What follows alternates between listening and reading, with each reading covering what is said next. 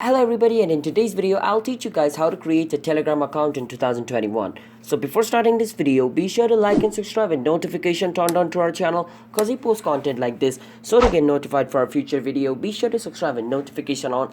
And let's start today's video without any further ado. So to create a Telegram account, basically download Telegram app on your phone and then open Telegram and click on start messaging. And then enter your phone number over here. So let me enter my phone number over here. And then after entering your phone number, click on this button over here. Then it's gonna send the verification code to your phone using an SMS. Now wait for the verification code. So I received my verification code, as you guys can see. Now I'm gonna type it over here. After typing the verification code, your Telegram account should be opened like this. So after doing that, your Telegram account should open. So that's basically how you create a Telegram account in 2021. So if you guys found this video helpful, then be sure to like and subscribe with notification on. And comment down below what type of video we should make next. And I'll be signing out. Have a nice day everybody. Peace out.